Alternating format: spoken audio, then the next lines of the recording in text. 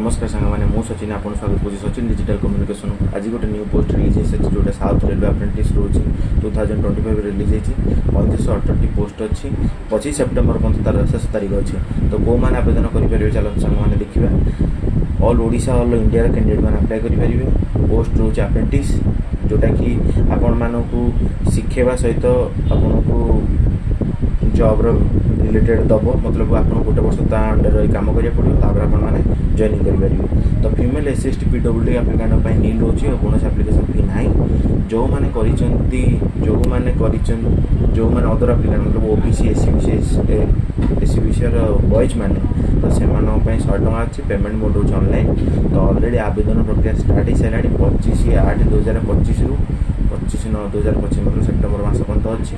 तो minimum age limit है 15 वर्ष जो मैंने से आवेदन करेंगे। तो लास्ट एज रोज 22 ରୁ 24 वर्ष फ्रेशर मान। तो एक्स ITI कि MLT 24 वर्ष। तो कैंडिडेट शुड भी पास दरकार ITI 12th 10th थी दरकार। फ्रेशर कैंडिडेट 10th जो मैंने पास कर 6000 पर मंथ रो। फ्रेशर कैंडिडेट जो मैंने 12th पास कर 7000 रो। एक्स ITI जो मैंने कर 7000 रो। तो कोटा को अप्रेंटिस क्यारेज वागन रही 1394 post. Apprentice central workshop 857 post रही। Apprentice signal and telecom 1267 post रही। आवेदन प्रक्रिया आप ऑनलाइन अप्लाई करेंगे। तो ऑलरेडी अप्लाई स्टार्ट होगा।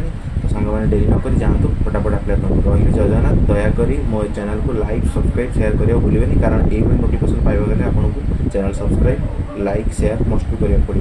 रही जय जगन्नाथ।